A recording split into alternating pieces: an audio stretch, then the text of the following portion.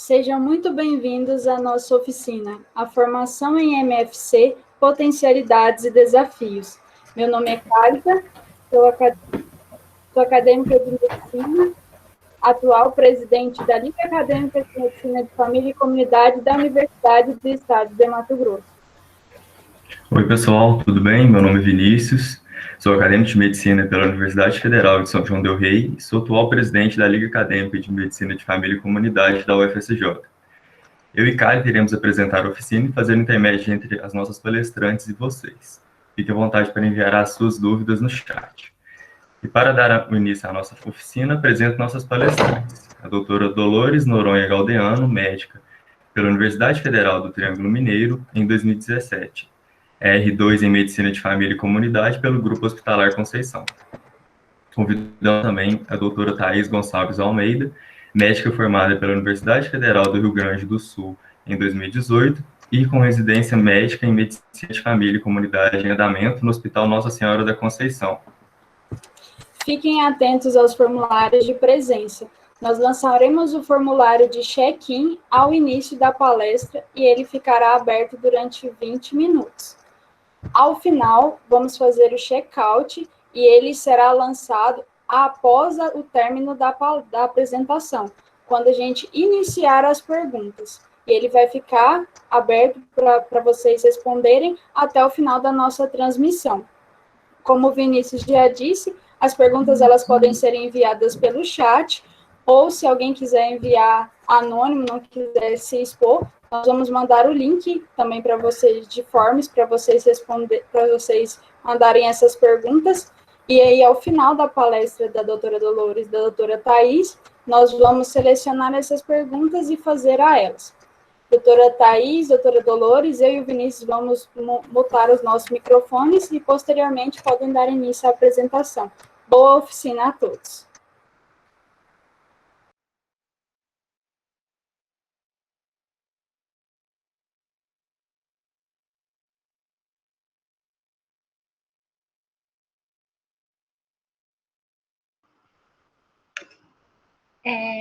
Então, gente, como a gente tinha se apresentado, eu sou a Dolores, eu sou residente do segundo ano do Grupo Hospitalar Conceição, e eu tô aqui com a minha amiga querida.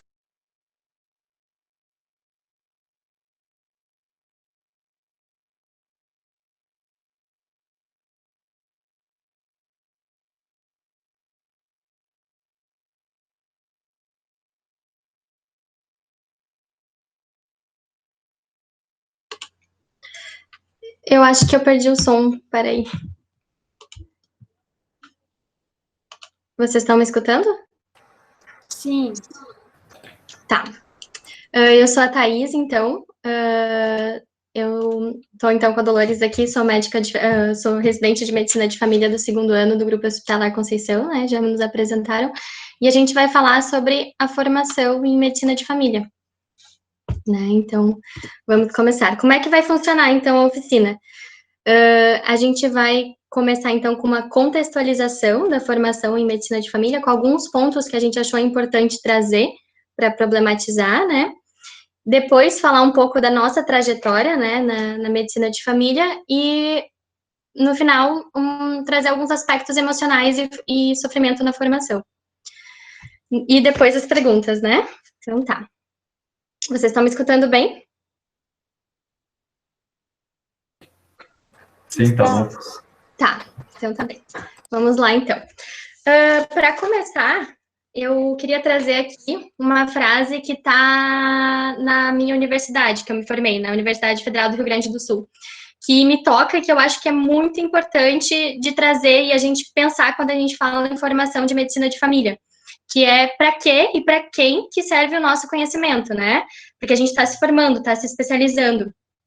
Então, entender em que contexto a gente está entrando, né? E para que isso? Bom, deixa eu pegar aqui. Então, acho que primeira coisa, médico de família e comunidade, né? A gente, como médico de família e comunidade, a gente é um trabalhador dentro do sistema de saúde, né? E essa formação em medicina de família, está nos capacitando para ser um dos componentes do sistema de saúde. Então, a gente se enxergar como trabalhador, assim como, junto com os estabelecimentos, medicamentos e outras coisas que abordam a infraestrutura, né? A gente faz parte da infraestrutura, força de trabalho, os trabalhadores fazem parte dessa infraestrutura que é o sistema de saúde. Então, nos qualificar é qualificar o sistema de saúde. Além disso, né, todos os outros componentes do serviço de saúde, por exemplo, gestão, organização, serviço, todos esses outros componentes dependem de uma boa qualificação dos profissionais de saúde, que vai ser quem vai organizar e tocar o serviço, né? Então, a gente se enxergar como trabalhador nesse sistema é muito importante, né? E a nossa formação vai ser um reflexo, o sistema de saúde vai ser um reflexo dessa nossa formação em medicina de família. Além disso, eu acho que é importante a gente também entender aonde a gente está em espaço físico, né? E também a nossa formação. A gente está falando de uma formação no modelo ocidental de medicina, né? Um modelo eurocêntrico. A gente veio e não está aproveitando, não é um modelo que por si só, no início, aproveitou o que já estava aqui no território antes, né? De aprendizado, de medicina. A gente está falando de um modelo eurocêntrico, né? Então, quando é que começou? A gente está no Brasil, então, que é uma ex-colônia de exploração, que é importante dizer que carrega a desigualdade desde a sua origem, né? E toda a carga de sofrimento e negligência da população reflete na população, reflete na nossa cultura, reflete em como a gente enxerga a medicina, né? E isso é um dos princípios da medicina de família, né? Que é a competência cultural. A gente entender o nosso contexto, né? E eu acho que entender a nossa história faz parte de ser um bom médico de família. E entender também quando é que veio, então, essa medicina que a gente vai se formar, que a gente está se formando, né? É muito recente. Em 1808 que veio, né, com a vinda do Dom João VI e da Corte Real, é que começou a se organizar as instituições e a regulamentação da prática médica. Antes disso não se tinha. E, por exemplo, só em 1900 a gente teve o primeiro instituto soroterápico, né, que depois foi chamado Oswaldo Cruz, que produzia vacinas. Então, são coisas de pouco mais de 100 anos, né, então a gente está numa medicina muito recente também no Brasil, no nosso território, né, e eu acho que é importante situar também que até 88 o Ministério da Saúde era responsável por ações de prevenção e promoção, e o Ministério do Trabalho pela assistência, né? Então, essa separação, prevenção e promoção da assistência reflete, né, até hoje. Então, tinha um modelo muito segregacionista, né, das especialidades, e a medicina de família veio justamente contrapor a isso, uma visão mais integral.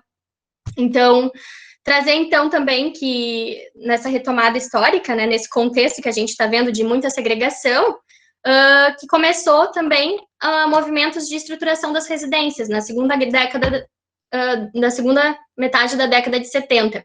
Antes disso, tinha algumas residências de forma informal, né, a partir de 1940 no Brasil, mas que foi regulamentado mesmo foi em 77. Daí criou a Comissão Nacional de Residência Médica. Nesse contexto também que surgiu a primeira residência de saúde comunitária, né, as primeiras, em 76, que foi Murialdo, aqui no Rio Grande do Sul, em Porto Alegre, e na UERJ. E nos anos 80, depois teve no Grupo Hospitalar Conceição. Eu acho que é importante dizer também que em 81 passou a constar a medicina geral e comunitária entre os programas de residência, né, oficialmente, e que tinham vagas pouco expressivas até os anos 2000, porque é nos anos 2000 que começou a expansão da estratégia saúde da família e a consolidação da Sociedade Brasileira de Medicina de Família. Nesse contexto, então, também só para a gente lembrar, provavelmente todos já sabem, e aqui é sempre importante trazer isso, né, teve em 78 a Conferência da Alma Ata, que trouxe esse foco na atenção primária e que serviu como base na Conferência Nacional para surgir, né, essa demanda da população pela saúde como direito, né, como direito e dever do Estado. E aí, em 88, a promulgação da Constituição que conferiu o esboço do que foi o SUS. Bom, trazendo esse contexto, né, que eu queria trazer para mostrar para vocês o quão recente é, né, essa formação que a gente está incluso, né, vamos trazer uma coisa que às vezes a gente esquece, que a residência é regulamentada, e isso é muito importante, assim, porque muitos aspectos de sofrimento que a gente tem na residência, a gente não sabe que são garantidos, tem regulamentação para isso, né, por exemplo, uma supervisão presente, né, uma preceptoria presente é prevista, um treinamento em serviço, né, uma carga prática e teórica, sendo principalmente prática, mas também teórica, e avaliações trimestrais, é previsto pelo decreto de 1977. Falando especificamente da residência de medicina de família, eu acho que é legal que a sociedade brasileira lançou um currículo baseado em competências para medicina de família, que é um currículo bem completo, assim. Então, acho que se vocês estão pensando onde fazer a residência, dá para ver quem é que se baseia nesse currículo, como é que estão as aplicações, né? Uma coisa que eu acho que eu queria citar aqui é uma coisa que a Carmen, que é a coordenadora da nossa residência do Grupo Hospitalar Conceição, eu vou chamar de GHC, tá? Fala é que quando a gente está perdido, a gente se foca nos princípios da medicina de família. Então, eu acho que uma residência boa é aquela que foca nos princípios da medicina de família, que são ser um clínico qualificado, né? A gente estudar bem a clínica, medicina baseada em evidências, é uma atuação influenciada pela comunidade, então a gente vai agir, não trazer demandas da comunidade, mas escutar a comunidade e ver quais são as demandas delas. Entender que a gente é um recurso da população, então se enxergar como trabalhador, né? E a relação médico-pessoa, médico-paciente, né? Que é muito importante desenvolver habilidades de comunicação. Bom, trazendo então isso, quem é a medicina de família hoje, né? Onde é que a gente está? Vamos entender o nosso contexto, nós como os jovens médicos, né? A medicina de família, então, bom, a gente tem nesse estudo demográfico aqui dos médicos de 2018, a gente tem, então, 5.486 médicos de família, entre 451.777 médicos no Brasil. Ou seja, os médicos de família são aproximadamente 1,2% de todos os médicos. Quando a gente pensa que o médico de família deveria ser a maior parte deles, para a gente conseguir fazer um cuidado integral, né, rede, fazer essa questão de tentar resolver 90% dos problemas da população, quando a gente pensa nisso, a gente vê que falta médico de família mesmo, né? E pensando no SUS, né, porque a atenção primária seria o pilar do SUS, né, o acesso, né, o primeiro acesso. A gente também vê um número muito baixo de profissionais na estratégia de saúde da família. Hoje, né, pelos dados do DataSUS, os profissionais do SUS são 2.755.620. E o total desses que trabalham na estratégia de saúde da família são 510 mil, ou seja, é 18% de todo o SUS, né? Então, a gente tem essa questão ainda, um desafio bem grande, né? Que a gente está caminhando, né? É uma história que continua e que a gente vai fazer parte dela. Eu acho que é importante situar isso. E falar também sobre os cortes, né? O subfinanciamento do SUS, que é um desafio também da nossa formação nesse meio. A gente teve a PEC 241, que foi a PEC do corte de gastos, né? E que vai impactar, está impactando, né? Fora todas as nossas perdas, né? Últimas, e que também reflete na nossa formação. A gente vai citar alguns exemplos falando um pouquinho melhor das nossas experiências. E eu trouxe esse slide aqui porque eu queria falar que, bom, já que é uma história recente de medicina, uma história num país desigual, num país de sofrimento, que exige uma competência cultural e que exige médicos de família, que exige que a gente lute, isso faz parte da gente. Então, a gente vai trabalhar junto. Então, quem está aqui escutando, provavelmente vai ser os próximos preceptores, e assim a gente vai indo. É uma história que continua e que a gente está se incluindo nela quando a gente pensa em formação em medicina de família. Então, agora a gente vai dizer um pouquinho as nossas experiências, tá? Nos nossos campos. Então, gente, só lembrando, eu sou Dolores, então, eu sou residente do segundo ano. aqui do GHC em Porto Alegre, e eu resolvi, então, nesse slide, falar um pouquinho sobre como é que foi a minha trajetória, tanto para escolher a medicina de família como especialidade, que é sempre um desafio esse momento, né? Na graduação a gente tem muitas opções e muitos interesses ou desinteresses, e acaba sendo um pouco difícil fazer essa escolha. E também minha experiência no trabalho que eu tive em 2018. Em 2018 eu trabalhei em São Paulo por um tempo e também iniciei uma residência lá que eu não terminei. E depois, quando eu fui para o GHC, ano passado, que agora eu estou no segundo ano de residência. Então, só para a gente compartilhar experiências, às vezes daí surge alguma angústia, né? Se vocês tiverem perguntas, fiquem bem à vontade. A gente vai tentar responder da melhor forma. Quanto à graduação, assim, eu sempre senti que durante a graduação tinha interesse em muitas áreas diferentes, tanto alguns aspectos clínicos de ginecologia, a parte de obstetrícia também sempre me chamou a atenção, apesar de não muito, né, por conta da cirurgia eu não pensava muito em ginecologia, e a parte clínica geral sempre me interessou também, mas uma coisa que me causava angústia durante a graduação era que eu sempre quis ter um vínculo maior com os pacientes, né? Eu sentia que o ambiente hospitalar, ele era muito hostil ao paciente realmente mostrar quem ele é na sua essência, né? E ter autonomia sobre o seu cuidado. De toda a estrutura e de como ele está fragilizado nesse momento. Então, isso era uma fonte de angústia.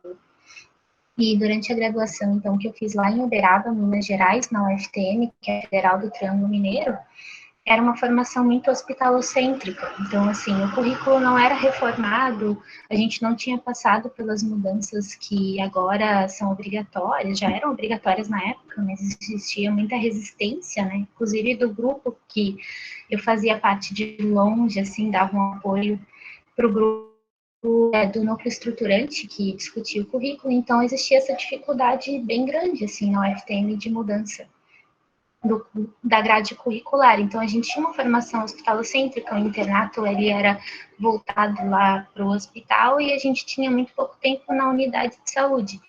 Eu, na verdade, não entendia muito bem como funcionava o SUS e também não entendia muito bem como que funcionava um posto. A única coisa que me diziam era que o posto era o local onde, era um senso comum, errôneo, que era o local onde as pessoas que não sabiam o que fazer ou que não tinham outra opção acabavam trabalhando. Então, eu tinha uma visão errada sobre isso e não sabia o que esperar. E quando eu passei os únicos 2 meses que eu tive contato com o posto de saúde e estratégia de saúde da família durante a minha graduação, eu, na verdade, me apaixonei pelo posto. Na verdade, não era nada daquilo que eu estava imaginando e fugia muito desse senso comum. Então, foi ali que eu escolhi fazer medicina de família mesmo.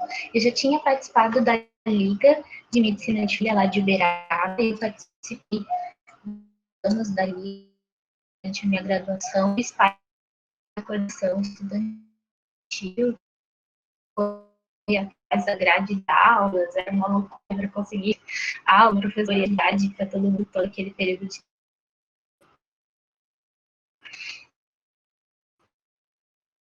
me interessava, mas quando eu realmente tomei a decisão foram meus estágios curriculares obrigatórios de lá. E, e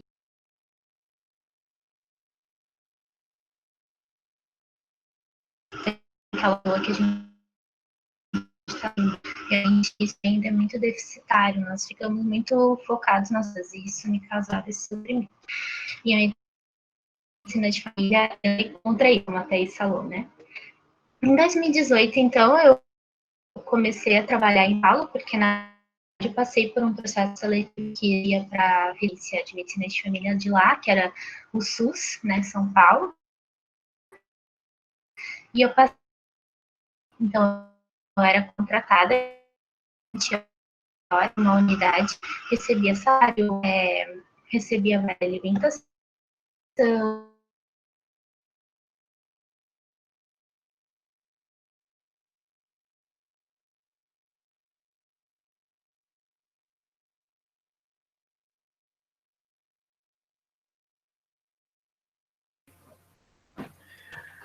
Thaís, acho que a conexão da Dolores caiu.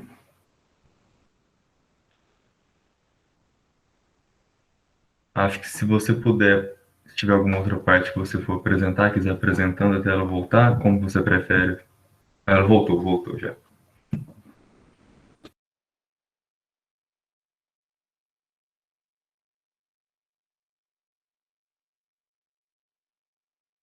Seu microfone está fechado. A gente recebeu, a gente teve essa experiência, eu tive essa experiência de trabalhar nessa residência que era CLT 20 horas e 40 horas estágios e parte teórica. E acabou que eu achei que a parte do trabalho estava engolfando o ensino e eu não conseguia realmente me dedicar na minha formação como médica de família, que na verdade é bem complexa, como a Thaís tinha falado, engloba todos aqueles princípios. Então, na verdade, como que você vai ser um clínico qualificado, como que você vai ser voltado à comunidade se você não tem um ensino de qualidade durante os 2 anos, que já são curtos, né? Então, por esse motivo, mesmo com a complementação, que na verdade era o salário que eu recebia, eu achei melhor não completar os 2 anos de residência e começar novamente, assim. Eu escolhi aqui em Porto Alegre, no Grupo Hospitalar Conceição, por conta disso, porque eu acreditava que aqui o enfoque no ensino era muito mais prioritário. Então, mas só falando um pouco de como era lá em São Paulo do trabalho, porque era uma estratégia de saúde da família, era em Guaianazes, na zona leste, extremo leste de São Paulo, e era uma população extremamente vulnerável, a gente fazia visita domiciliar, a gente tinha 2 horas de visita domiciliar por semana, nas cargas horárias de 20 horas, 1 hora de grupo, que na verdade não eram feitos grupos, a gente fazia renovação de receitas, fazia coisas que, porque a demanda era muito grande, então não dava tempo da gente fazer certos trabalhos administrativos importantes em outros horários. E o atendimento, ele era muito corrido, ele era de 15 em 15 minutos, como é, na verdade, em toda São Paulo, assim. Basicamente, é muito difícil alguma região, as OSs, que realmente que são as organizações sociais, as empresas que fazem gerenciamento das unidades, que realmente seja mais tempo do que 15 minutos. Então, era super corrido, a gente fazia pré-natal muito rápido, fazia puericultura muito rápido, e não dava muito tempo da gente conseguir se organizar como serviço, né? A gente tentava apagar os incêndios toda hora, todo dia era isso, apagar os incêndios. E quando eu fui para o GHC, então, que foi no ano passado, eu comecei a fazer uma residência que parecia muito mais voltada para o ensino mesmo. Desde o meu R1, todo momento eu percebi uma diferença enorme. Os preceptores daqui do GHC, eles têm formação e tem outras residências que também têm isso, por isso que é importante ter esse cuidado de procurar saber do local. E eles têm formação em preceptoria e são médicos de família. Então, assim, muitas residências nem têm esse pré-requisito para preceptorar, né? Então, aqui eu senti que realmente estava tendo tempo e estrutura para conseguir melhorar minhas habilidades como médico de família, né? Então, só mostrando as fotos, assim, para vocês entenderem.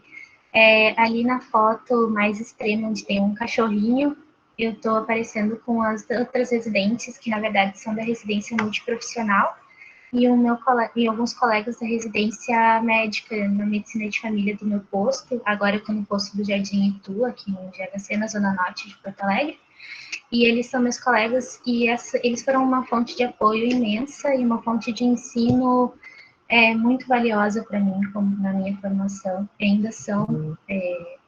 E eles me mostraram como a visão na estratégia de saúde da família, na atenção primária, ela tem que ser ampliada da doença, né? Ela tem que ser voltada para todo o contexto e, de preferência, que você entenda a família, entenda a comunidade, entenda todos os estressores que estão envolvidos naquele adoecimento da pessoa ou naquela situação de saúde mesmo, de vida dela. Então, eles são muito importantes na formação. Eu acho que se for para escolher uma residência de medicina de família, se tiver residente multiprofissional, é um plus muito importante. E ali embaixo tem uma foto de quando eu trabalhei em São Paulo, que eu estou com os agentes comunitários em saúde que estavam na minha unidade. Eles foram uma parceria importante para mim naquela época. O trabalho da enfermeira foi muito primordial. Ela era muito qualificada no trabalho dela, fazia consulta de enfermagem, a gente discutia os casos. Então, naquela correria de apagar incêndio, ela foi um dos principais pontos de apoio que eu tive. No meio, onde tem umas bexigas azuis, é um piquenique que a gente fez na equipe do Jardim Itu, que foi um piquenique ali, tem uma equipe multi, né, da nossa microárea, que é a microárea que é azul, que a gente participa. Tem residentes, tem acessos, tem várias categorias profissionais, e é uma das pequenas pontes de acolhimento que a gente tem no nosso dia a dia lá na unidade, que facilita a nossa saúde mental ficar melhor e também o nosso trabalho fica mais qualificado. E ali no extremo, onde tem umas mesas de bar, assim, na verdade, eu tô com também meus colegas da residência multi e amigos queridos, e também o Francisco, que é meu colega R2 da unidade, e a gente está ali tendo o nosso momento de proteção de saúde mental depois de um dia estressante da unidade. E a gente tinha bastante conversa, a gente se acolhia e a gente lutava dentro do nosso campo e luta para que hajam mudanças em prol do ensino, para que o serviço, as nossas necessidades de conseguir dar conta do serviço não sejam maiores do que as nossas exigências em ensino. Então, essa é uma luta diária que na residência a gente sempre tem que estar fazendo. É isso.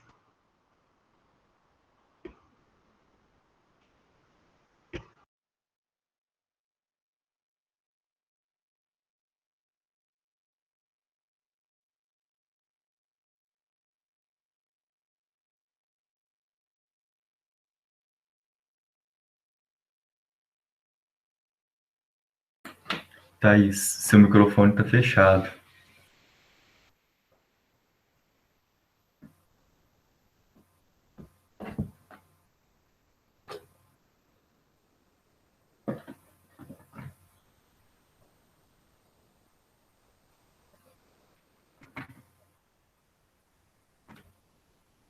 Não abriu ainda, Thaís.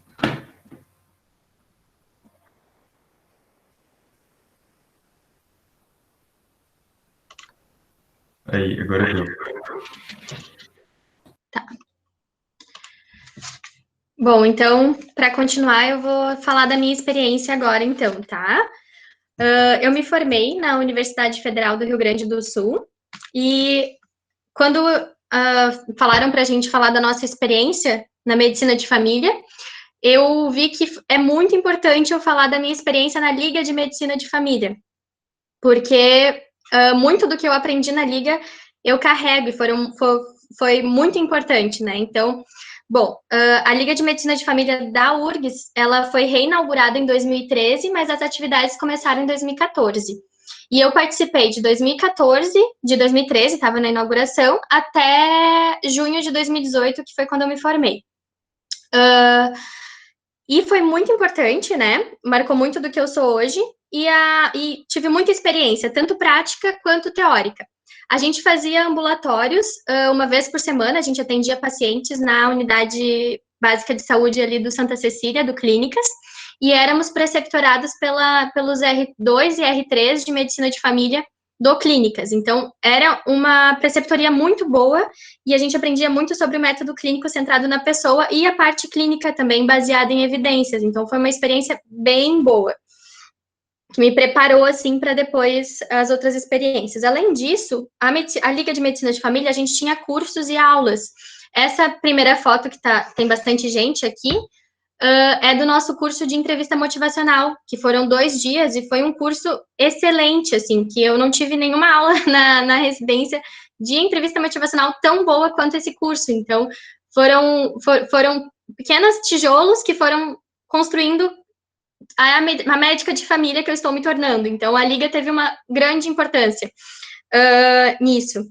Além disso, o estágio de medicina de família, que eu fiz no Alpes, onde tem um quilombo do Alpes, que foi importante para a minha formação como na competência cultural, né? E o preceptor era excelente, que é o Diego, ele está agora como preceptor do Conceição, né? Do Costa e Silva. Então, essa foi minha experiência na graduação. Depois disso, eu trabalhei depois que eu me formei, eu trabalhei eu tive sorte, passei no concurso do IMESF, que é o Instituto de Saúde da Família aqui de Porto Alegre, que agora está se extinguindo, né? Infelizmente, com as nossas precarizações.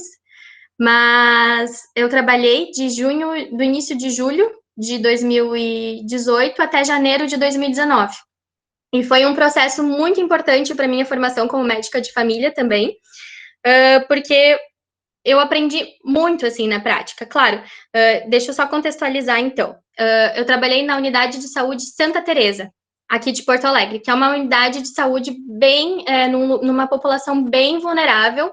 Para quem conhece Porto Alegre, é na Cruzeiro, atrás do Beira-Rio, e é uma população bem vulnerável, que uma boa parte do morro não tem saneamento, a estrada não chega, então tem essa questão importante, né? Então, era um pouquinho mais de 5.000 pessoas, a população, e eram 2 estratégias de saúde da família. Eu, como médica de 40 horas, e o Jean, que era do Mais Médicos.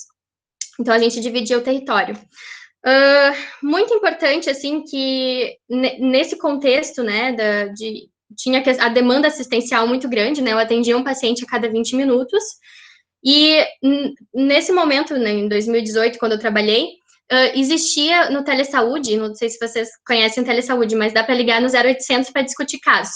Quando eu estava trabalhando, dava para mandar pela plataforma também, né, de todas as especialidades, tu mandava dúvidas e eles respondiam. Então, o que eu fazia? Eu atendia os pacientes, fazia as minhas condutas e copiava e colava do ESUS quando eu tinha dúvida e a minha evolução para ver se a minha conduta estava certa. E aí eles me respondiam, então quando eu vi que eu fazia alguma coisa que eu estava na dúvida e mandava, e estava diferente do que eu tinha feito, eu ligava para o paciente voltar. Então, eu tive uma formação também trabalhando com o auxílio do Telesaúde, né? Então, era uma recém-formada trabalhando e aprendi bastante. Também consegui conversar com a gerência onde eu trabalhava, para minha colega, que era médica de família, me ensinar a botar DIU. Então, trabalhando também na população vulnerável, a gente viu essa necessidade que tinha muita gravidez na adolescência, muitos filhos, né, a questão da sexualidade também, que eu acho que é importante a gente tratar com os pacientes, né, que os hormônios, anticoncepcional hormonal diminui libido, então eu queria botar DIU, então eu consegui fazer essa capacitação e comecei a botar DIU nas pacientes desse território. Uma questão que também essa foto aqui de baixo é a educação em saúde, educação permanente da nossa equipe, que a gente tinha periodicamente, né? Isso é muito importante também, foi muito importante, porque eu consegui levar várias questões da medicina de família, porque muitas categorias profissionais não têm a qualificação como a gente tem em habilidades de comunicação, e muitas vezes não é por mal que as pessoas acabam perdendo um pouco a paciência, ou não dá de forma tão adequada más notícias. Então, eu vi a educação permanente como um momento muito importante de qualificação, né, não só da equipe, de toda a equipe, né, e minha também, né, e de todos os profissionais. Os agentes de saúde também, eu aprendi muito com eles, eles estão ali há muitos anos, e tem uma história muito importante nessa comunidade, eles ajudaram a construir o posto, conseguiram pedir com que viesse saneamento básico e asfalto até um pedaço do morro. Então, eles têm uma história de luta muito importante nessa comunidade, mas eles estavam muito desmotivados por toda a questão de precarização. E agora o IMESF mais ainda, que foi extinguido o IMESF, vão abrir outro concurso, né, e com menos vagas. Então, a gente tem toda essa questão muito importante que não levou em conta toda a luta que eles tiveram, né? A maioria deles estão ali há mais de 10 anos. E aprendi muito com eles, assim, eu vejo essas fotos e me emociono. E a luta, eu participei, acho que foi em agosto, foi logo que eu entrei, teve uma manifestação do IMESF, porque não teve reajuste prometido, e aí a gente acabou indo para as ruas, e fomos muitos do IMESF para as ruas, e agora estavam de novo, né, pela extinção. Enfim, aprendi muito com eles, assim, eu acho que é importante dividir esse período trabalhando também na prefeitura. Claro, né, tem a questão da pressão assistencial, que era o que me fez fazer residência também, né? Bom, agora a minha experiência na residência. Aí, em março do ano passado, eu entrei na residência do Conceição. Primeiramente, eu fui para a unidade de saúde Jardim Leopoldina, tá? Eu acho que é importante contextualizar também. O Jardim Leopoldina é um bairro que tem muitos prédios e prédios populares, que eles fizeram a propaganda de que tinha uma unidade de saúde, e foi brotando, quanto viu, tem uma população estimada de 16 mil pessoas para uma unidade, que eles tinham prometido que iam fazer outra, não fizeram. Então, nesse contexto, eu entrei como médica, como residente da medicina de família, e também nessa unidade do GHC não tinha médico de família como residente, né? Não tinha residente de medicina de família há mais de 10 anos. Todos os contratados ali da unidade são médicos de família, mas residente mesmo, não, de medicina de família, não tinha há mais de 10 anos. Então, eu entrei como a primeira em muito tempo. Então, eu entrei, as pessoas não sabiam muito o que fazer comigo, né? Fora isso, a equipe sobrecarregada pela assistência, né? Por todo esse contexto. E eu sozinha como R1, né? Eu não tinha nenhum colega R1 para estar comigo e dividir as angústias, né? E nem um colega R2 para me orientar. Eu estava sozinha ali, nesse contexto que era protegido, eles protegiam a minha agenda, né? Tentavam fazer uma boa residência. Mas eu não consegui fingir que eu não via, né? Os pacientes tinham que chegar às 5h30 da manhã para pegar ficha, e eu entrei num dilema que, para mim, eu estava aprendendo mais trabalhando do que na residência. E daí, nessa ocasião, eu tinha pedido para sair da residência no passado, por causa desse contexto, né, que eu acabei pesando, né, e o que eu achei que eu estava trabalhando mais, né, aprendendo mais trabalhando, e eu larguei meu concurso para estar na residência, né.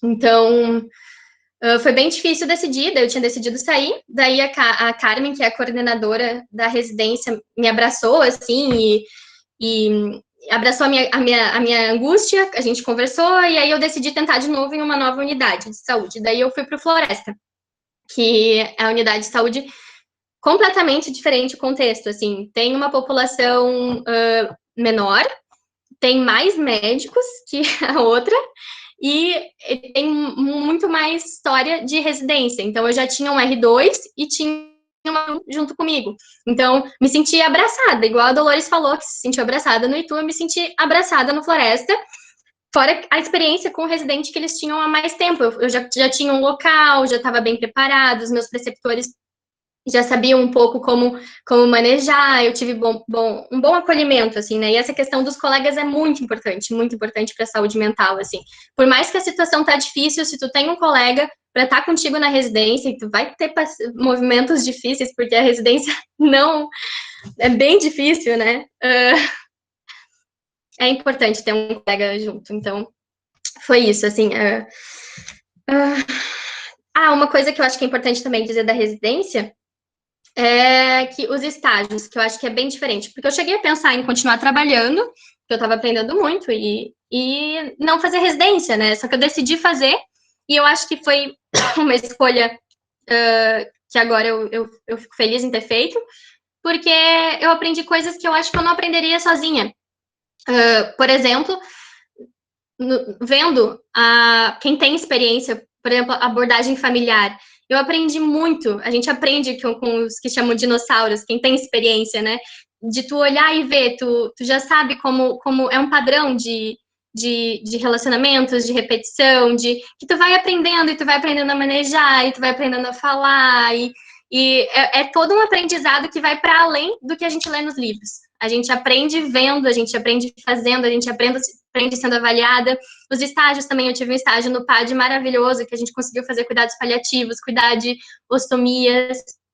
E não tem como não dizer, né, do nosso atual contexto de pandemia, que está sendo bem difícil a residência nesse momento, porque vários estágios foram cancelados, a gente está sem agenda, então esse é o momento de se apoiar, porque tá difícil, mas também é bonito ver com os experientes como lidar, né? Nessa foto aqui do canto, a gente está fazendo uma consulta de 7 dias, né? Acho que tinha menos, na verdade, dos primeiros dias de um bebezinho que nasceu, e a gente fez a consulta no carro, para ele não sair para não ir na unidade, né? Então, nem a gente ir na casa para não contaminar, e a gente acabou, e eles, como eles vieram para o posto, a gente disse, não entra, a gente vai ali no carro atender vocês e ver vocês. E daí a gente fez todo o cuidado, a mãe estava bem preocupada, o bebê estava com hipoglicemia.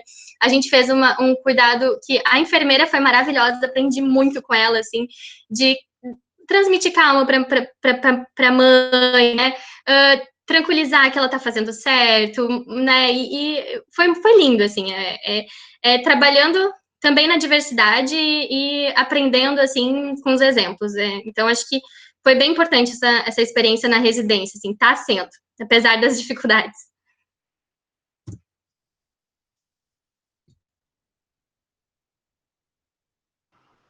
Então,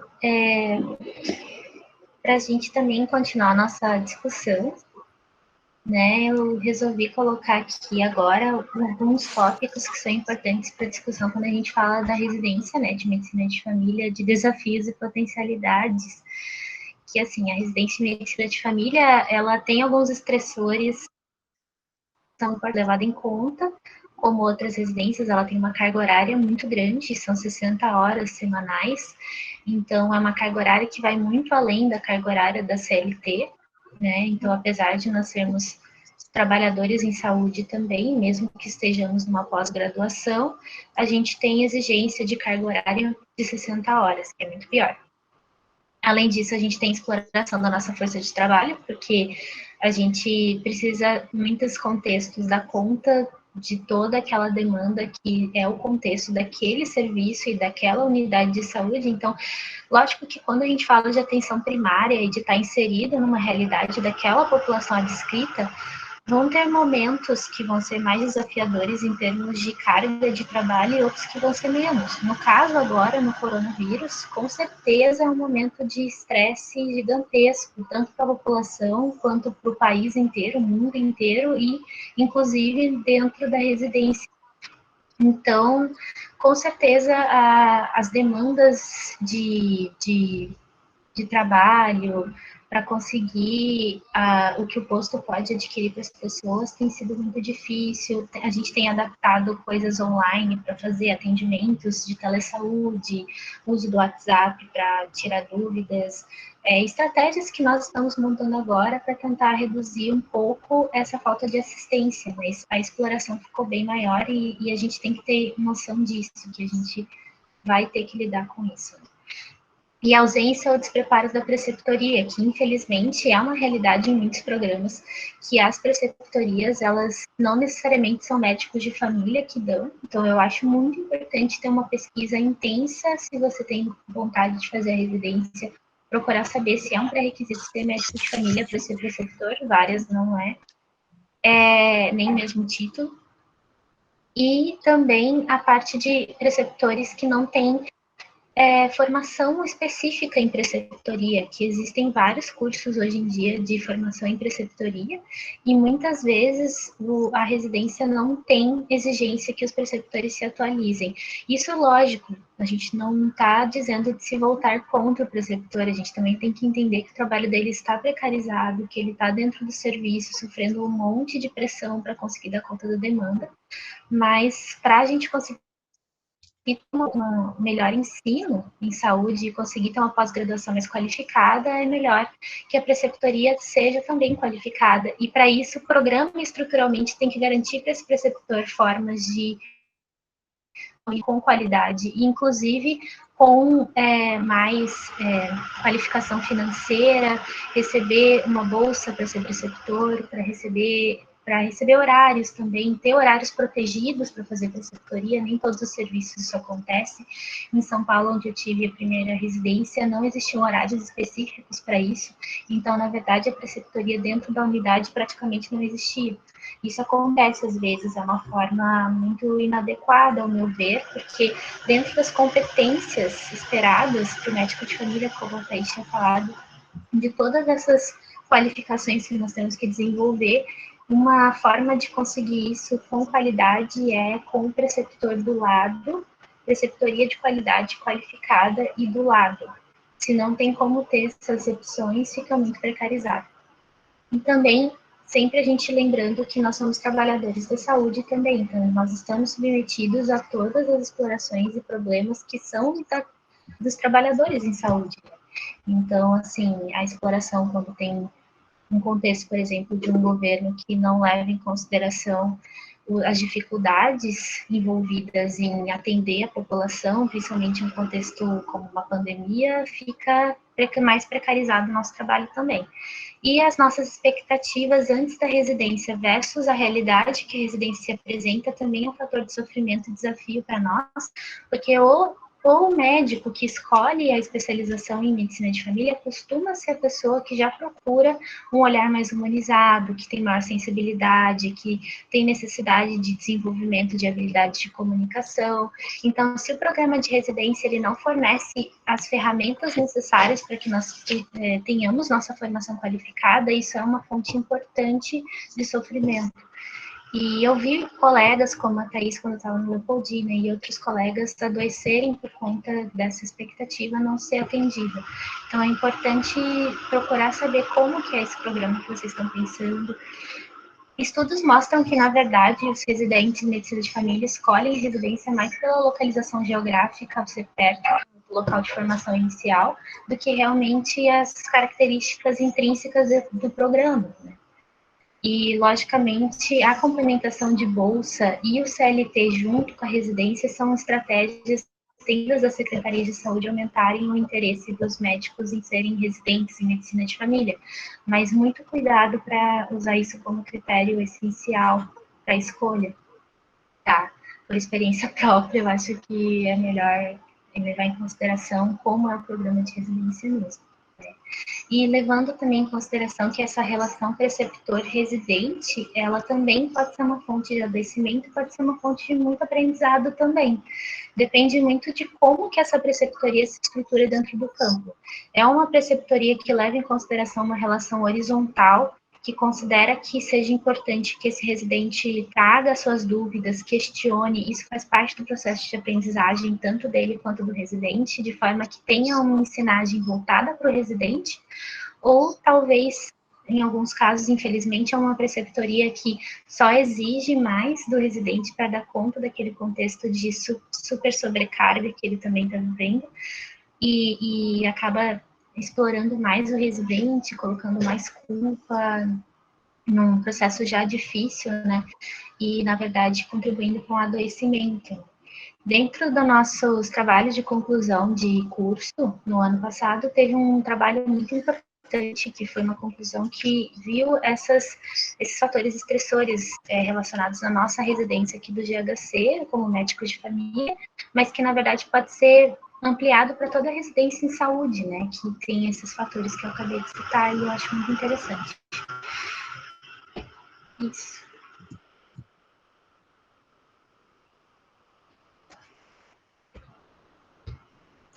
Então, eu acho que, só retomando, assim, que seria importante conhecer o projeto político-pedagógico da residência, onde você tem interesse de fazer. E toda residência tem que ter esse projeto, e ele está redigido, e é importante lê-lo e questioná-lo. Participar da sua construção, de preferência, de forma em equipe de residentes, que nós nos unamos para conseguir mudar, aqui que fatores protetores para a nossa saúde mental importantes é o envolvimento político na comunidade, o envolvimento político na comunidade de forma a saber quais são as necessidades da comunidade, fazer um bom diagnóstico populacional das necessidades, aprender essas habilidades na residência, que infelizmente não é o enfoque da maioria dos residentes de medicina de família.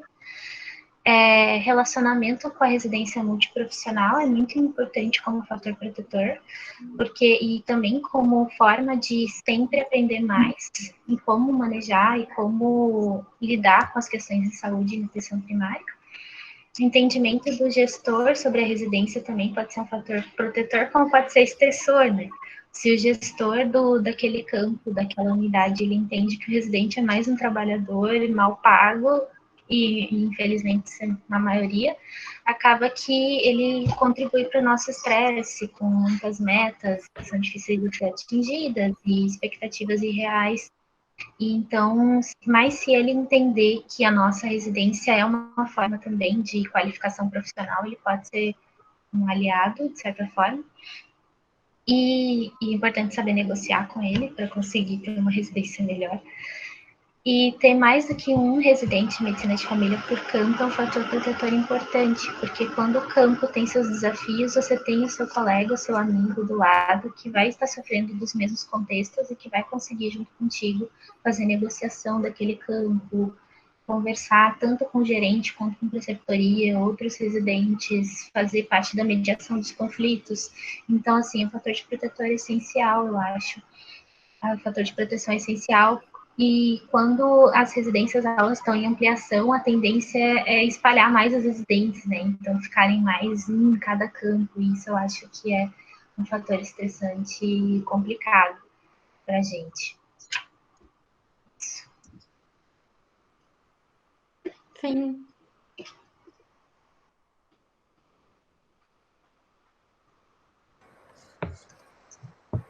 Meninas, foi sensacional a apresentação. Com certeza atendeu a tudo que a gente esperava, porque a ideia desde o início da gente fazer essa oficina é que fosse uma troca de experiências, porque nós aqui somos acadêmicos, então a gente quer saber um pouco sobre a realidade da formação, o que a gente vai enfrentar, igual o próprio título da oficina mesmo trouxe.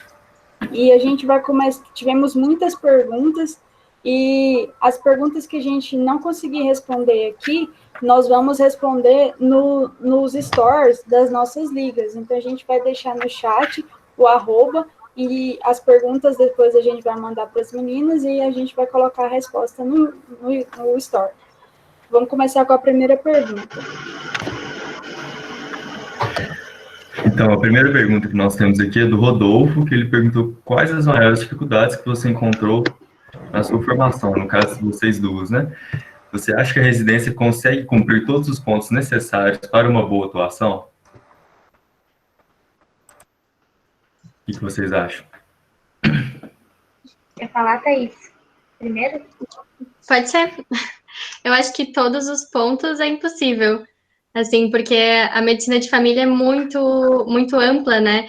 E a gente, pelo menos eu entrei querendo me especializar e aprofundar em vários pontos, e conforme a gente vai vendo que não vai dar, porque às vezes ou o campo, o preceptor não sabe tanto, ou eu acho que a nossa formação em médicos de família vai continuar pós-residência. Porque, por exemplo, a gente sabe muito pouco de saúde indígena, a gente sabe muito pouco, né, de saúde da população negra, então tem muitas coisas que eu acho que os próprios congressos, as capacitações auxiliam na nossa formação. Né? Então, eu acho que todos é uma expectativa bem alta, assim. Não sei o que tu acha, Dô.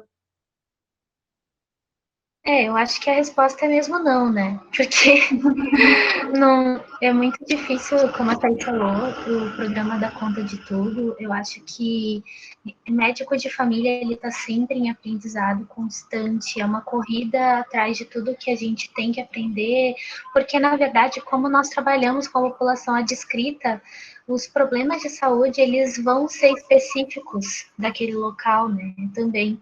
Então, por exemplo, tu pode trabalhar num posto, numa população que é mais idosa, ou numa população que está próxima de um córrego que é contaminado, você pode trabalhar em uma cidade, você pode trabalhar no campo.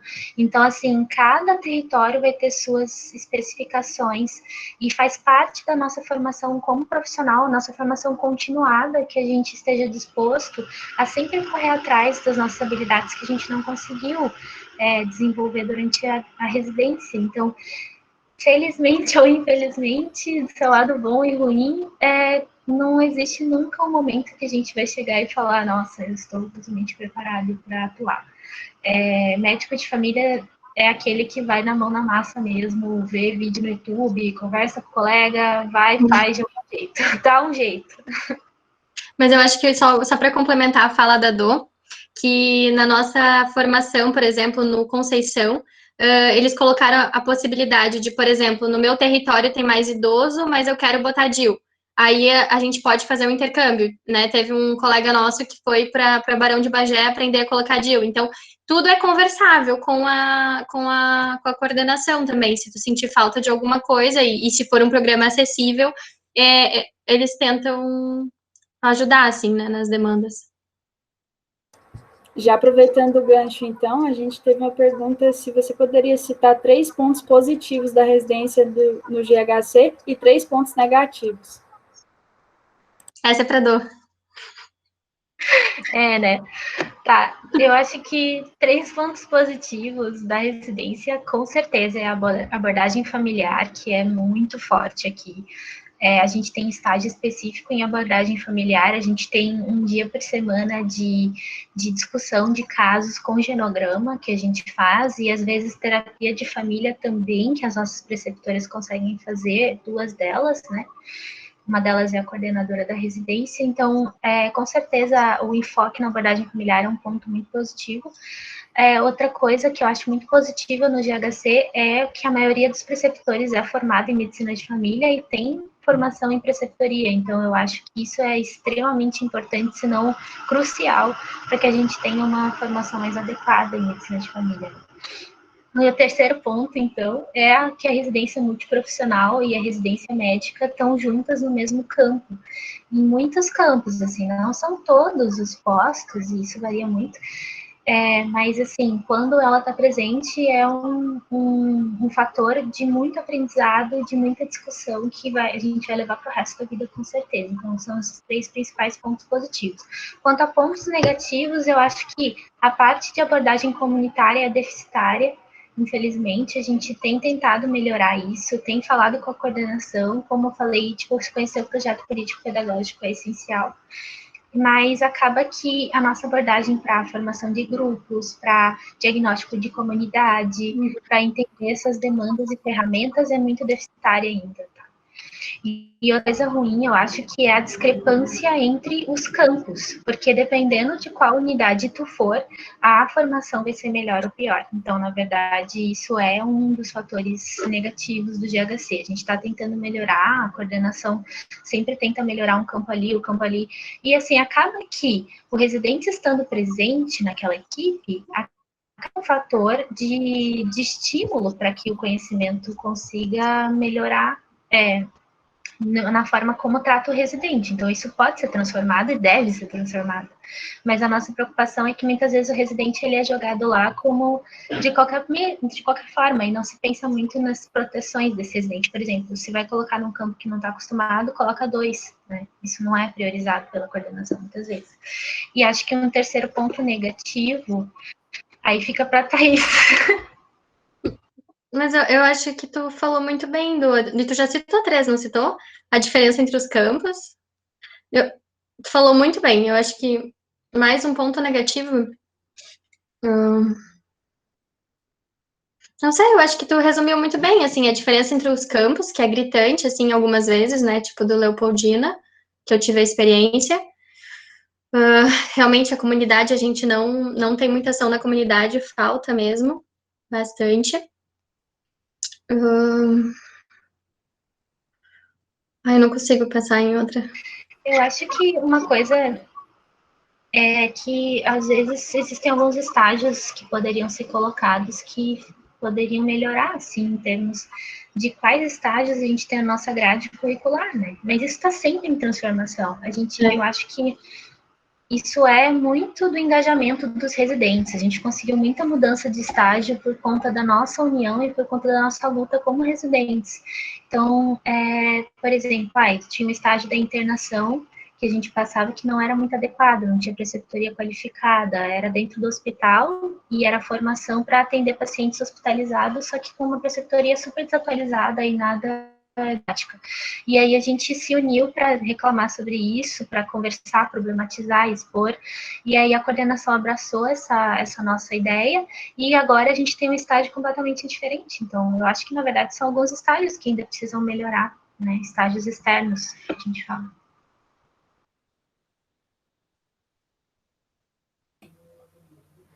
E outra dúvida que surgiu aqui também, relacionada à formação, na residência, a Letícia perguntou se vocês consideram importante a formação política na residência de MFC. E ela também pergunta se o GHC tem isso, esse aspecto da formação política ao longo da residência. Então, eu acho que eu vou começar respondendo depois da Dô, pode ser? Eu acho que sim, porque a gente é um ser político, né? Tudo que a gente faz envolve, né? A gente é um ser político, entendendo política como onde a gente está inserido, o nosso contexto, né? Por isso que a gente quis trazer também essa contextualização inicial, né? Para além de outras, né? Aprofundando na questão da nossa história, entender de onde veio a construção do SUS. É importante a participação nas conferências, né, municipais, tanto que ano passado teve a conferência municipal aqui em Porto Alegre, e a maioria, eu acho, de nós participamos, né, como residentes, o que é muito importante, porque faz parte do SUS, a participação popular, né, então eu acho que é muito importante, sim, a nossa formação, porque por toda aquela introdução que a gente falou, né, faz parte do contexto que a gente está, a gente tem que se entender como uma infraestrutura, né, a gente é parte da infraestrutura, recurso humano, e a gente é força de trabalho. Então, muito importante, sim, para não fazer um trabalho alienado, né, entender onde é que tá o contexto. E o GHC, assim, a gente tem o currículo integrado, que eu acho que é muito rico, no sentido da gente ter ele.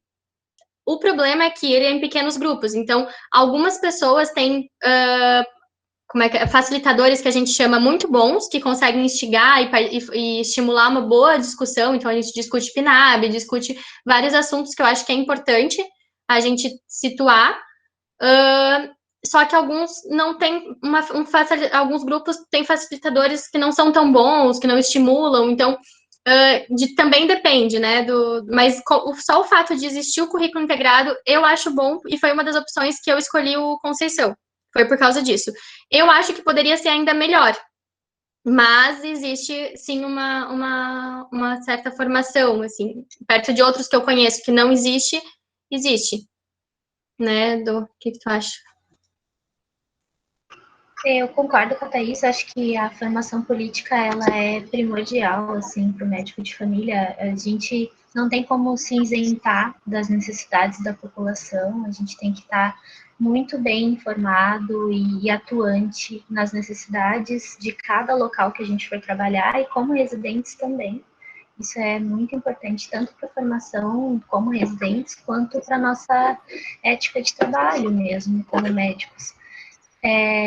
Acaba que o GHC, eu acredito que peca bastante. Eu acho que poderia melhorar a parte da formação política, em sentido de contextualização da nossa micropolítica do campo, né, com a política estadual, política nacional. Isso eu acho que poderia ser melhor, poderia ser mais debatido, poderia ser mais estruturado. Acaba que, como a Thaís falou, o currículo integrado, ele é um local onde a gente tem formação em alguns pontos de política do SUS específicos, então, assim, a gente discute alguns pontos necessários, a gente fala de gestão, a gente fala de processos importantes, mas acaba que estímulo para participar do conselho local, estímulo para que a gente entenda como o contexto macro está influenciando no nosso trabalho, acaba que peca. A gente fica muito numa política só, que é importante também, lógico, mas assim, mais voltada para leis do SUS e regulamentação e discussão, que a discussão é a melhor parte, lógico, mas acaba que peca no macro, assim. Acho que realmente deveria ser bem melhor a nossa formação, considerando, inclusive, que o médico de família tem um papel essencial depois da formação na parte de gestão, né? Então, muitos médicos de família acabam assumindo cargos de gestores em várias estruturas do governo e também dos postos de saúde nos seus locais de atuação. E, então, assim, não tem como negar que poderia melhorar. Antes da gente dar continuidade às perguntas, pessoal, lembre de responder o check-out. A presença de vocês vai ser contabilizada com check-in e com check-out. Então, o link já está no chat, não saiam da reunião sem respondê-lo. E temos outra pergunta. quais são as subespecialidades que podemos escolher com MFC e se existe alguma residência que tenha MFC como pré-requisito. Se eu posso falar, Thaís? Posso? Existem, na verdade, assim, existe o R3 que a gente pode fazer depois que a gente termina os 2 anos de medicina de família, né? E o R3 pode ser voltado para gestão ou para ensino em preceptoria. Isso pode ser escolhido.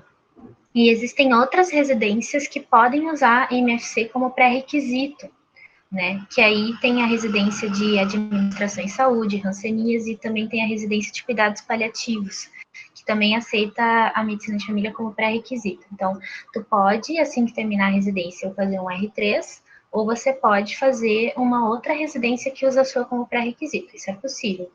Agora, também tem, isso lógico, pode ser muito bom para a nossa formação em geral como médicos, mas é outra residência. Então, acaba que também é uma forma, infelizmente, acaba sendo uma forma dos profissionais de medicina de família formados, e eles formados com bastante qualificação, saírem da atenção primária, né? Porque acabam atuando numa atenção hospitalar, então também tem esse lado. Então, assim, se a pessoa quer uma formação mais qualificada, ela tem que pesar bastante o que significa esse mais um ano ou uma próxima residência, se ela realmente vai querer ficar na atenção primária, se ela tem a opção, tem o objetivo de só se qualificar melhor. Não sei se é a melhor forma. Aí tem outras opções também disponíveis hoje em dia. Tem a pós-graduação, que aí é só nos fins de semana ou nas sextas-feiras. Tem vários cursos, como que a Thaís fez, né, voltado para entrevista motivacional. Tem muitos desses cursos que a gente pode ir fazendo para nos qualificar em outras coisas, diferentes formas. E é isso, acho que depende muito, né? Depende muito do objetivo que a pessoa tem, depende muito do que ela espera para a carreira dela, depende muito de como que é a população que ela está atendendo e quais são os principais pontos que ela quer desenvolver de acordo com esse contexto. Então, na verdade, tem que ver, assim, mais um ano de residência ou mais 2 anos de residência também é pesado. Tem que pesar bastante.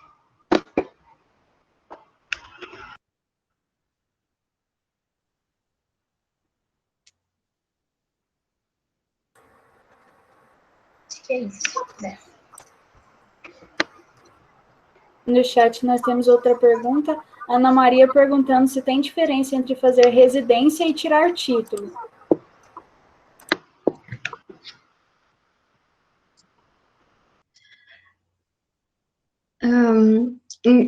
Assim, a diferença tu diz na qualidade ou eu não entendi bem, mas acho que eu vou responder nos dois, né?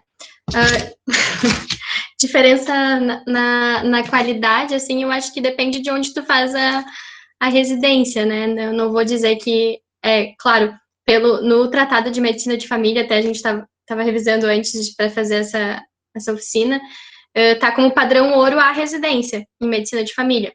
Mas eu penso que, dependendo de onde tu trabalha e depois tira o título, talvez tu até consiga desenvolver melhor do que em alguns lugares, né, de residência. Tem mais diferença também no ponto de vista de currículo, né? Porque tu pode, depois de... É o dobro de tempo, né? Então, tu pode, depois de, se eu não me engano, 4 anos, né? Atuando na atenção primária, tu pode fazer a prova de título, né? Que é difícil e tem um valor também para poder fazer, e tirar o título como médico de família. A residência tem um peso maior no currículo, né, por ser o padrão ouro. Eu acho que nesse sentido, não sei se quer complementar, Dolores. Não, eu acho que é isso que a Thais falou. A residência é o padrão ouro de formação. Com certeza não há nada parecido como o nível de aprofundamento que a gente consegue numa residência. Mesmo as pós-graduações e a atuação direta na atenção primária não tem como comparar com uma residência.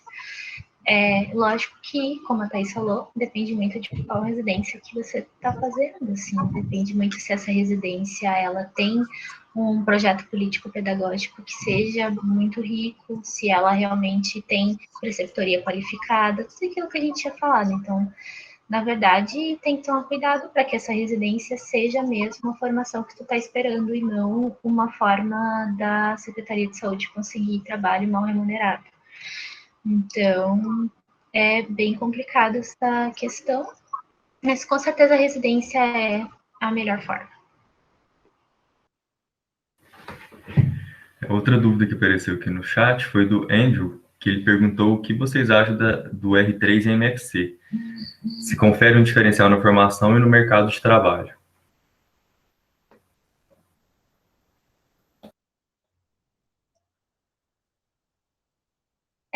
Eu acho que o R3, ele, como eu tinha falado, né, ele é uma opção que existe quando a gente termina os 2 anos, a gente pode fazer também o R3, ele pode ser voltado para ensino, ele pode ser voltado para gestão, ou os dois. Eu acho que é um diferencial, sim, no mercado de trabalho, que ter formação específica para gestão faz toda a diferença, né, e é muito raro um local que tem um gestor que tenha formação específica para isso, a maior parte dos gestores, eles são colocados ali, não tem muita noção, e vão aprendendo na prática ou fazendo o que eles acham melhor. Então, com certeza, isso é importante para ser um bom gestor. A parte do ensino é uma forma de qualificar a preceptoria, né? Então, com certeza, qualifica e ajuda bastante para que a pessoa esteja mais qualificada para ser preceptor. Agora, se isso faz diferença nas suas vagas que vão ter disponíveis para mercado de trabalho, a preceptoria especificamente, provavelmente não, infelizmente, porque muitas residências ou a maioria das residências não tem essa exigência.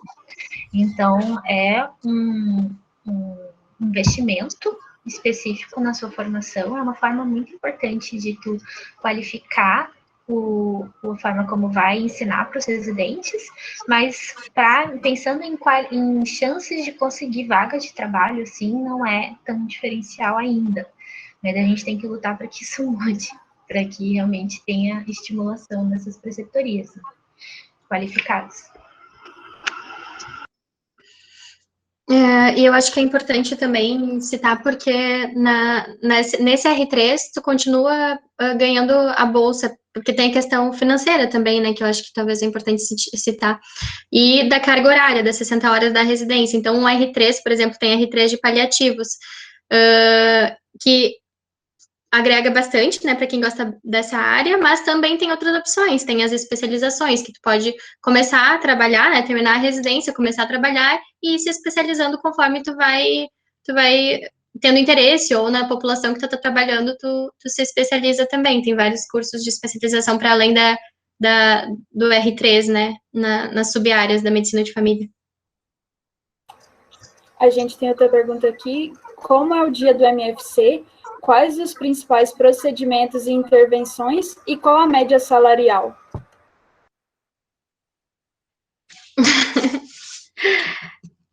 Deixa eu anotar aqui.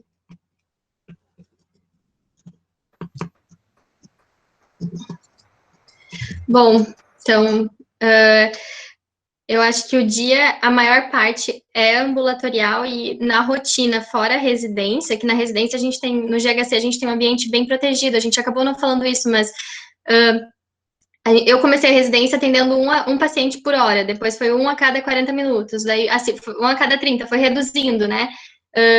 Mas no dia a dia mesmo, né, quando eu trabalhei, e a Dolores também em São Paulo, é um paciente a cada 20 minutos, então é bem uma loucura, demora até tu se habituar ao teu território, depois que tu conhece o teu território, conhece teus pacientes, é um pouco mais tranquilo atender a cada 20 minutos, e a maior parte é a questão ambulatorial, as doenças mais prevalentes, né, que a gente estuda, do Duncan, então, ITU, dor de cabeça, asma, hipertensão, é isso.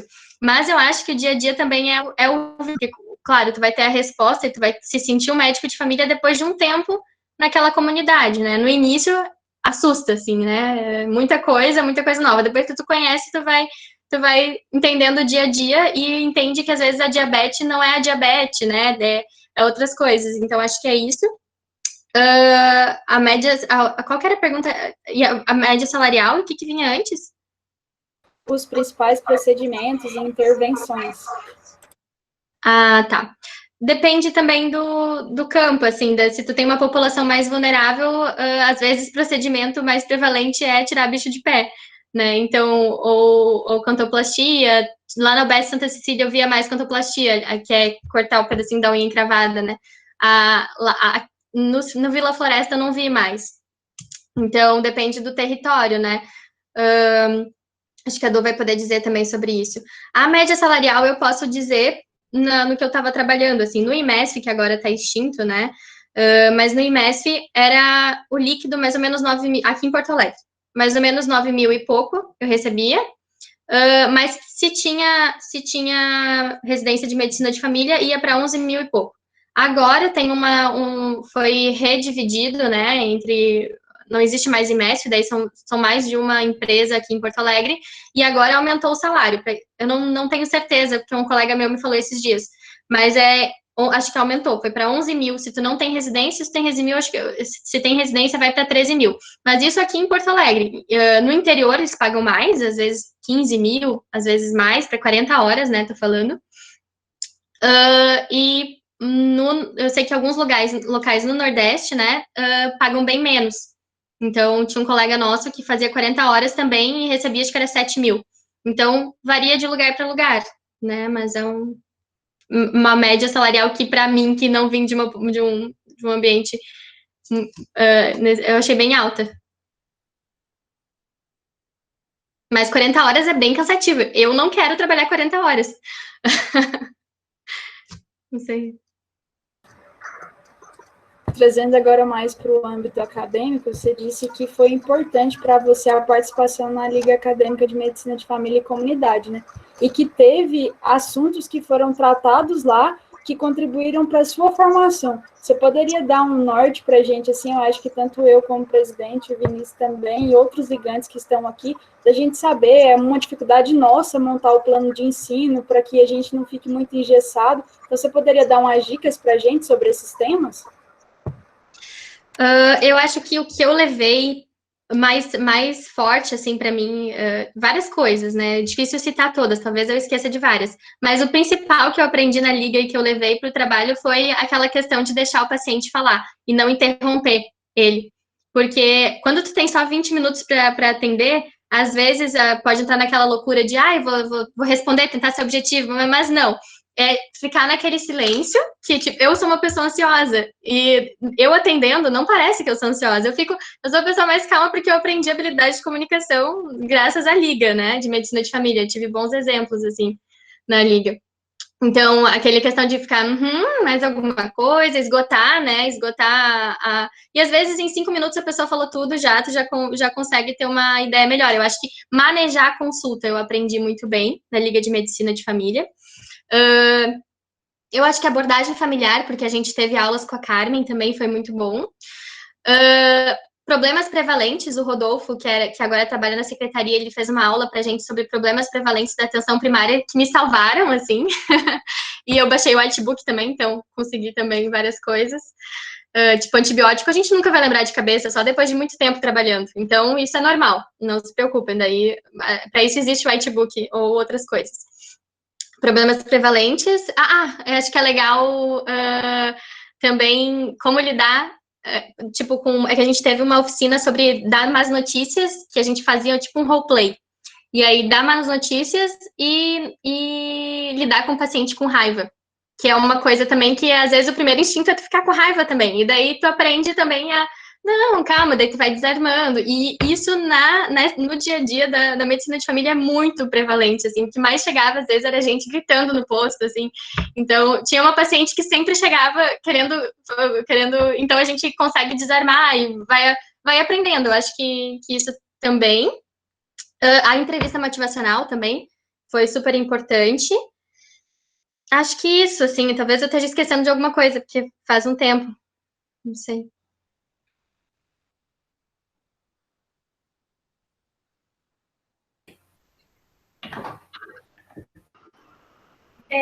Eu acho que posso só falar que, assim, eu acho que se vocês pegarem o currículo baseado em competências, acho que é uma boa norte para começar a pensar na grade, sabe? Tipo, pensar naquilo que é competência essencial, assim, e pensar, poxa, como é que eu posso introduzir isso na liga? E, lógico, a liga tem muitas dificuldades, que a gente é estudante e tá correndo atrás das coisas, é uma loucura. Mas, assim, se puder arrumar formas, nem precisa ter o super palestrante, sabe? Mas formas diferentes de ensino, assim, não só aulas expositivas, mas, assim, discussão, como a Thaís falou, roleplay, sabe? Formas de tentar ensinar, por exemplo, habilidades de comunicação, o roleplay é padrão ouro. Então, assim, fazer pequenos grupos e ficar testando entre as pessoas do grupo, assim, vamos agora, você vai ser o paciente puto. E aí, ver como é que você pode lidar com isso, por exemplo, é muito bom para aprendizado em medicina em geral, inclusive, não só medicina de família, mas a medicina de família é bem importante. Acho que é isso. E eu acho que só acrescentar também que a Dô falou, e é bem simples conseguir fazer um roleplay, assim, às vezes a gente pensa, precisa de alguém preparado, alguém, não, a gente fazia entre nós acadêmicos, a gente fazia, cada um pegava um papelzinho e tinha que simular e ainda dar a cara a tapa, assim, sabe? Claro que no mundo ideal isso seria a formação, teria isso, né? Mas a gente acaba na liga complementando o que a gente não tem na faculdade, né? Sim. A liga serve de amparo para a gente, né? Uhum. Então, gente, eu acho que é isso. Nós já chegamos no nosso horário, agora exatamente 9h30. Gostaria de agradecer a presença de todos aqui, especialmente a você, Thaís, e a você, Dolores. Foi muito bom ter vocês como nossos palestrantes hoje. Sempre muito solícitas, antes mesmo, quando nós solicitamos a presença de vocês aqui. Gostaria de agradecer de verdade, adoramos a palestra de vocês. O conteúdo foi muito bem abordado, tenho certeza que todos aprenderam muito aqui. Muito obrigado a vocês e a todos os demais ouvintes da palestra também. E não esqueçam de preencher o check-out. É isso, gente. Não esqueçam de preencher o check-out para todo mundo receber o certificado.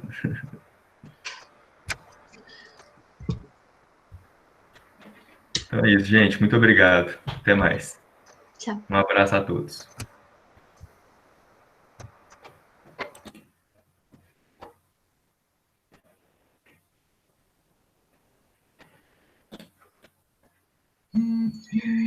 Carta, você é foda!